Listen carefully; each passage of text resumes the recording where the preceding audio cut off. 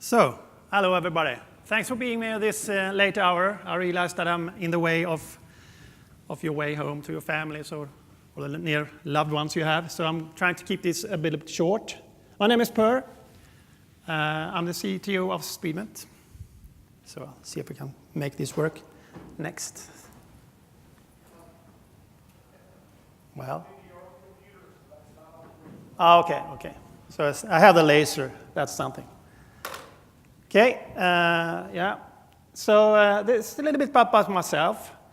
Can anybody see where this is? You don't have to guess. But yeah, good guess. It's not Stockholm, it's Gothenburg. So that's where I'm from. And it's dark, so presumably it's in the winter times, because it's always dark in the winter times there. It's so up north. Started with computer when I was 14, built this kit, because I couldn't afford anything else. Started with Java when Java came in the middle of the 90s. This is my third startup I have. Moved to Silicon Valley half a year ago, and I love it here. Obviously, the weather is better. I have a Java blog that I run with about 500,000 reads, so it's becoming very popular lately. So that's cool. So this is the scenario I'm going to talk about. Here we have a lot of databases, one or several, and they are the source of truth. So potentially you have a lot of application making updates here. You can have scripts, or you can have old application backend, whatever, pushing in data here, and you have a lot of data. I said more than 1 terabyte, but think like 2 terabytes or 10 terabytes or whatever. There's a lot of data. And then you have an application, and you want something in between, and maybe you have a web shop or a stock trade or bank or machine learning or whatever in between. So the question is, how do you do this? How do you put in something in memory there in between so it's consistent and efficient? And what kind of trade-offs are there? So that's what I'm going to talk about. So the scenario is we have a lot of data, we have existing databases, and we want to make that available in a good way to our applications. And of course, there are some pros of this. Of course, you get improved performance. That's important. But what might be even more important is that you have consistent performance, meaning that you can kind of promise that I get some kind of performance. If you have a database, often you're lucky, you get a response in maybe 100 milliseconds or so, but sometimes you're not that lucky. You wait 1 second, maybe 10 or 1 minute for your data, and that can be devastating for your application. So we get more consistent operation. We also can get cost reduction, because potentially we're executing much more efficiently. We can have smaller servers, we can reduce the number of nodes we have in AWS, or we can maybe reduce our database licenses. But there are also some challenges. How do we get the optimum speed? What about costs? We said we have terabytes in the memory. How can you get that? Isn't that very expensive? And are there so big memories available today? What about consistency? How do I ensure that the data I have is really reflected in a consistent way in my cache? How do I restart? What's the impact of the database, etc.? And if we solve all that, how am I going to organize my JVMs? Do I want one big JVM, or want 10,000 small JVMs, or something in between? What are the parameters? So these are the things I'm going to talk about. I'm going to start with speed. And I kind of postulate something here. It doesn't matter how advanced or quick database you may ever have. All that matters is the locality of the data. You want to have the data you're working with as close as possible to your application. That's key, and I'm going to describe why. And another thesis I have is eventually memory will cost less than X dollars per gigabyte. Pick any X. So it doesn't matter what kind of figure you come up with. It will be, in a relatively short period, cheaper than that. So I'm going to talk about us humans. We are good at medium kind of stuff things. We know that an apple is kind of smaller than a football, but it's very difficult for us to relate the distance from one star to another star, or the distance between one atom to another atom. We live in the middle world. We don't understand that so easily. So I'm going to use an analogy with time here. So instead of talking about nanoseconds or microseconds or seconds, I'm going to talk about the distance that the light will travel in that distance, because that's more scales to something we're used to. We don't know how much a nanosecond is, but we know what a foot is or something like that. So as a reference, I'm going to use a database query that takes 1 second. Now, arguably, a database query might take much less than 1 second, but it also might take much longer. So this is just a reference. Does anybody know how long time it will take, how long light will travel in 1 second? Any suggestions? Yeah? Yeah, exactly the right correction, but is there a correlation to something we can understand? It's obviously 3 to the power of 8 meters, but that's exactly what I wanted to see. It turns out it takes about 1.2 seconds for a light to travel from the surface of the Earth to the moon. So that gives you a kind of scale of this. Now, if we look at other typical events within the computer area, like a disk seek, now we heard about that we should not use magnetic disk, but if we have a magnetic disk, it will correspond to the light traveling from here, from San Francisco. I will go get my laser beam while it's here. So I can go here, where we are right now, in San Francisco, and the light will travel all the way down to Los Angeles, maybe down here to Disneyland or something, I don't know. So that's a disk seek, and if you send a TCP package, that's a bit shorter, from San Francisco here to San Jose here. That's much closer. And if you're going to pull in a block from an SSD device, it's from here to Oakland, just across the pond here. So that's certainly much closer. So now we're getting somewhere. Now I'm going to talk about memory. So memory is quick. So you might recognize this venue here. It's the very room we're sitting in. And before my presentation, I did some pre-measurements. So if I start with this line, and I go in this speed. Now I go with 1 million the times of speed. So the speed is 1 million times quicker than I'm right now. I turn around here, and I go back. And if this is 1 million times slower, then this is 100 nanoseconds. So this corresponds to 100 nanoseconds.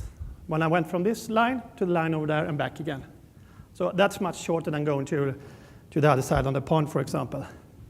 If I'm lucky and get to the L3 cache, it's like going from like this gentleman here to this gentleman here. That's much closer. So it's even faster. So if we go to level 2, that's about 20 centimeters or 8 inches. So if I relate that to when I was walking, it's like from this to this snap, this time period. And if it's an L1 cache, it's just 4 inches or 10 centimeters. It's like this. So if you compare this to walking to the moon, you understand the magnitude of the difference. This and walking to the moon. It's a great difference. So that's my point. It's a huge difference of having it remote on a database or having it near close to your application. Okay, so what about cost? I will use another analogy. This is Back to the Future, a well-known film, and we ask ourselves, how much does a gigabyte cost? Well, of course, that depends on when you ask the question, obviously. So if we look at recently, maybe 6 months ago, 1 gig will set you back like $5. Doesn't sound so much. But if you go back to the start of the era of the computer era, it's much cheaper, much more expensive, of course. So it's about this, $6.7 billion. And of course, you couldn't buy that amount of memory because there weren't so much memory in the entire world at that time. But if it would cost something like that if you just scale it up proportionally. And somewhere in between, incidentally, when this film debuted at 85, it was much more expensive, but still much more cheaper, but much more expensive today. So it's about $1 million. So what about the future? Well, no one knows, but I wouldn't be surprised if we would pay like 4 cents or something for a gig in 15 years. Perhaps less, because there might be no advancement in the technology area. Maybe we have graphene kind of memory or or a DNA memory, or I don't know. We don't know. No one knows. So, but you can also turn the question around and ask yourself, how much can I get for a cup of coffee? And we are reaching a turning point right now. For the first time in the history of mankind, 1 gigabyte will cost less than a cup of coffee at Starbucks.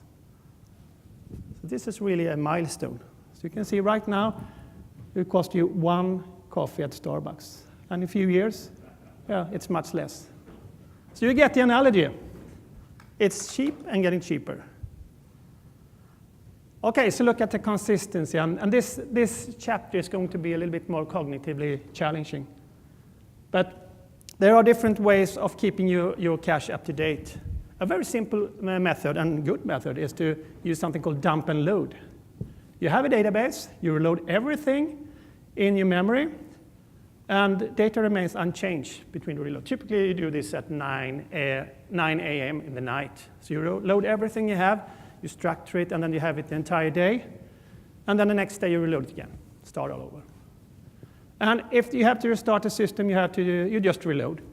Then you're back again. And there are a collection of other methods that are collectively called POL, which is kind of, you have something, you evict it, or you refresh it, or you mark it as old. So you have a certain time to live, or TTL, as we nerds say. And the evicted elements are reloaded from the database. So when they expire, you have to reload them. And then, of course, data changed all the time because you expire stuff and you pull them in from the database again. And if you restart your system, you have to warm up, or you can start with a cold cache, but then, of course, your performance will not be that good. Then we have something I'm going to talk a little bit more about called the reactive persistent caching. In this scheme, you really capture what's changed in the database, and you push that into the cache as it's happening. And you group the event into the transactions. So you have a transaction with several updates, you group them together. And you also persist your cache here. So everything that updates the cache is also persisted locally at your node. And in this case, of course, data changes all the time. And if you restart, you only have to replay the missed events. So you can start off from where you crashed, or where you restarted, or where you brought the node down for maintenance, or whatever. So this is a comparison between the methods. If you have dump and load, your max data age will be typically the dump period, say a day or so. So your data is 1 day old. With the eviction, it's the TTL eviction time, which is usually like 2 minutes. So you evict data after 2 minutes, and if you're unlucky, your data is 2 minutes old. That's trivial. But in the reactive persistence caching, you feed data in all the time, so then your data is only like milliseconds old, like 10 milliseconds or 100 milliseconds. So you have a much fresher data set. If you look at the lookup performance of your application, you're consistently instant with the dump and load because you have everything in your cache and you can use it instantly. You don't replace it. So it's always there. But if you look at the POL caching, with perhaps 20%, it depends on how you use the cache, but might be 20% of the times you will miss the cache and you have to reload it. And what do we do when we have to reload? What do we do then? I will launch a space mission. We are going to the database. So everything is going to be slow. For 20% of the times, we're going to be extremely slow. So here it's a very poor method. Reactive persistent caching is good because everything is there. It's updated in the background all the time. Looking at consistency, of course, this is if you stretch the meaning of eventually consistent, you can argue that the dump and load cache is eventually consistent.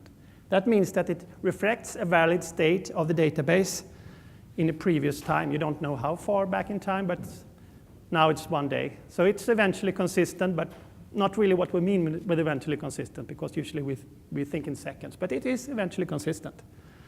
Looking at the POL caching, it's inconsistent, and it's worse than that because it's inconsistent between tables, and it's also inconsistent within tables because you don't have a clue when things are updated. They're just updated randomly when they expire. So one is expiring this time, another one, and you might have done several updates between when you read this cache entry and the other cache entry. So here we have a completely inconsistent view of your data. If you look at the reactive persistent caching, it's also eventually consistent because you update all the events that are grouped together in a transaction atomically in the cache. So it's eventually consistent, and the delay is much, as I said, it's in the region of milliseconds. So this is more true, eventually consistent. Now, if you take the other view, if we now are thinking that we are the database, what loads are imposed on the database? What penalties do we have? Well, of course, for the dump and load, the database load is proportional to the size because we load everything each day. So if it's 100 gigabytes, we load 100 gigabytes per day. If it's 200 gigabytes, we load 200 gigabytes per day. It's simple. The poll caching, this is really when this sucks. Everything here is evicted, so we might evict stuff here 1,000 or 10,000 times, but it's never changed. So we might reload stuff maybe 10,000 times, and it's never changed. So you're imposing a tremendous load on your database. So if you use your entire cache and the entire set of data here, you will reload it maybe 100 or 1,000 times per day. So this is really a disaster. If we look at the reactive persistent caching, it's only proportional to the rate of change. That's a big difference with the two others. So if I don't do any change, the load is 0. If I do like 10 transactions per second, the load is 10 transactions per second that I get into my cache. And looking at restart, if you restart the dump and load, you have to reload everything from memory. And I said before that we might have like 3 terabytes or 10 terabytes. Does anybody know how long time it will take to load 3 terabytes from a disk or from a database if you have a fairly rapid sub-disk system? 3 terabytes. 3 days. Not so good if you have a mission-critical thing. So I guess that's the drawback with this for really large data sets. You need something that can produce a high data rate. Okay, poll caching, it depends on the eviction time. So, I mean, if you let it run on the side without using it, it will successfully build up your entropy in your cache, so it will become better, and then you can switch it in. But an interesting feature with this reactive persistent caching is that it's only proportional to the time you were down and the rate of change. And usually that's about 10%. So if you're down 10 minutes, it will take 1 minute to fast forward to where you are. And if you're down 1 minute, it's like 5 or 6 seconds. So, you know, I think you got it, but I've kind of highlighted the good properties here. So I think certainly this scheme is something to consider out here. Okay, so how do you organize your JVM? And now I'm going to be a little bit more, even more technical. I'm going to talk about object pointers and registers, stuff like that. So yeah, if you don't like that, you might relax for a while and you can come back on the next issue. There are basically 2 ways of doing this. You can scale up, and scale up means that you put all your data in one node and make it bigger and bigger as data grows. And the other one is scale out, so you have several nodes. As data grows, you just add nodes. So one JVM handles all data in a Scaleout solution. Usually you don't have that much RAM, so you can map your data or your JVM memory to SSD-backed files. So you can have, the JVM can be substantially bigger than your RAM. And a good thing when you do this is that several JVMs can share the data, so you can spin up several JVMs sharing the same files, thus sharing the same maps. And it's instant restart. So you spin up a new JVM, and it will share by the file system. It will get its content directly. Scaleout Solution, you have several JVMs in the network. You typically sharding between nodes, so you have like names that begins with A on one node, names that begins with B on another node, and so on. And often you have redundant nodes. So if one node goes down, then there's another one taking over. So you have a duplication of your data sets. So before we go further, we need to understand how a Java program works normally. Normally, you have data objects living on the heap, and they're garbage collected. You create something, and then you just forget about it. You don't have to free it explicitly. That's something the system does for you, but at a cost. And the problem is that the larger the heap size is, the larger it takes to collect garbage. It's like if you have a long street, the garbage man takes longer to drive, of course. And the other thing is that the more you mutate your heap, that is, the more you change your heap, the more the garbage collector had to consider. That corresponds to the more garbage bins you have, the longer it takes for the garbage man to pick it up. And they work together in a vicious circle. So the bigger Java heap you have, the more likely it is that you mutate it. So it's a bad thing. And the term by Java experts is that the app has hit the geeky wall. It doesn't matter how much processing you put in there, it doesn't matter what you do, you can't make it bigger. And that is somewhere between 10 and 20 gigabytes, maybe 16-ish kind of JVMs you can have. Otherwise, you will have GCs that are very long. So if you have 10 terabytes of data and maybe you decide for 10 gigs, you will have 1,000 JVMs. And you can have 1,000 JVMs, but certainly from a practical point of view, it's not desirable. So you need to come up with something else, and that's why you have off-heap storage. And off-heap storage is that you have a Java object, you serialize it to byte form, and you put it there, and when you need it, you read it back. So the garbage collector will not see it. Maybe it relates to if you have garbage and put it under the mat, so the garbage collector doesn't see it. And you can scale up to terabytes in main memory, and you can map this memory space to files. So now we can use any nodes for our Scaleout solution. We can have 2 nodes, or it doesn't matter if we have off-heap storage. So we're free again to choose how many JVMs we need. But then it's about persistence and reloading. So if I just have one node, like here, there is a certain bandwidth limit that I can read my data. And usually if you have SSD, it's about 1.3 gigabytes per second. So if I can reload 1.3 gigabytes per second, it takes me 6 seconds to start up 10 gig, 1 minute 100 gig, and 10 minutes 1 terabyte of data. And 10 minutes is kind of long.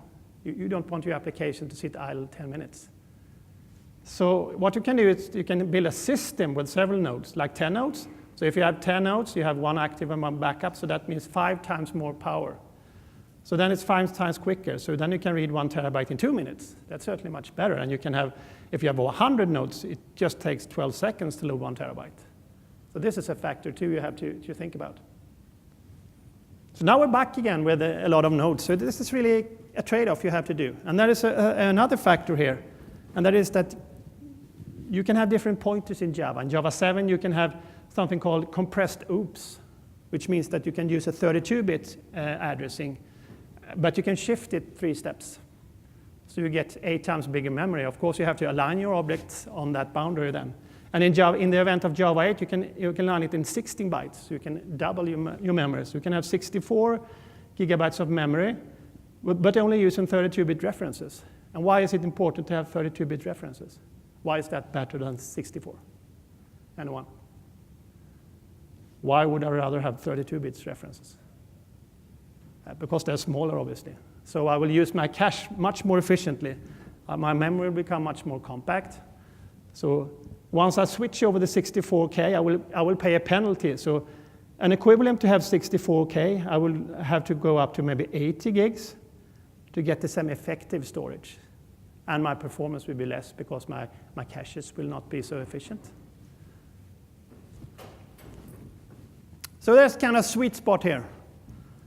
So if you pick the size of 50 gigabytes and you use off-heap, then that's a kind of good thing, I think. Then you have 20 nodes per terabyte, or 40 nodes if you have a minimum of redundancy. And I think that's reasonable.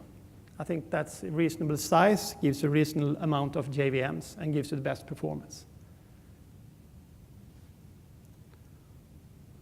Okay, so conclusions here.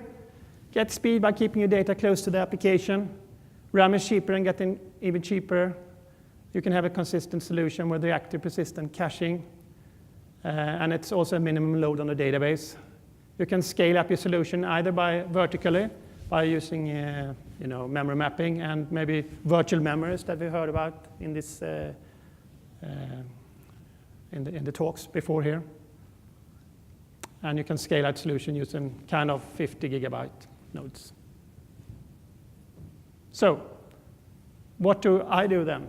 We have a tool here that can fix a lot of things around this thing. We have the data here, and you have your application here. And what we have is a Java development tool that has an in-memory JVM cache with very low latency. It's a Scaleout Solution. We have something called a SQL Reflector. Let's see now, that's a laser.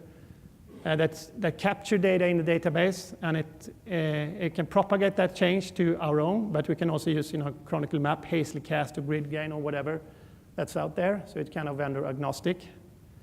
There's a code generation tool, so it can derive the entire domain model from the existing database. So we just connect them to the database, and you get all the code generated, and you can start using it directly. And it's a transaction aware. So the Scaleup solution is ultra low latency, and we're talking about nanoseconds, maybe 200 or 1 microsecond or so. You can have latencies, measured in microseconds, I would say. And millions of transactions, and it supports file mapping, terabytes of data, and it's order 1 for equality operations and order log n for other operation. This is kind of a geeky denotion, but it says that the bigger the cache gets here, it doesn't matter how big the cache is, you will find equality operation in constant time. So if we have 1 terabyte or 100 terabyte, doesn't matter. I will find what I'm looking for equality in constant time. This means that the bigger my cache is, it will take a little bit longer time, but not that long, if I translate this to English. So what about the reflector then? We detect changes in the database, we buffer those changes, and we can replay the changes later on. We preserve the order which they were made, which is important, of course. We preserve transactions, and we will see data as it's persisted, because maybe you have triggers or stored procedure or anything that modifies the data. So we will see what's actually put in the database. And it detects changes from any source. So it doesn't matter how you update your database. It can be your own application. It can be a third-party application, scripts or stored procedure or triggers or whatever. It doesn't matter. We will sniff it up. And so you can feed it to, for example, Hazelcast in this example here. You can download this. There's a free trial. Go to our homepage. And what you do is you connect to a database, select the type, IP address, and schema you want. It derives the schema from it automatically. You push that button over there, and you get a lot of code, and then you're up and running. You can use it immediately. So it's very simple. So this is what we offer, a complete solution for in-memory hot big data. We license our products, and we also help you make your dreams real, to get your data instantly. So thanks for your time, and thanks for staying so late. Thanks. So do you have any questions? So I'll be happy to answer, yeah? How do you detect all these changes in all the different kinds of databases? Question is, do we detect all these changes in all types of databases? Not all of them, but certainly most of the most commonly used, like Oracle, MySQL, Postgres, DB2, yeah. Some are the greater, but there are some we don't cover, but they are very seldom used. So if you have a specific, something you want to do, you can just talk to me, and we can see if we can fix that. We're not relying on any secret things. It's just SQL, standard SQL. Then you have to do continuous following? No, it's built on triggers. So you have triggers in the database, and you harvest that. So that's how this works. Yeah. More questions, please? Thanks. Thank you.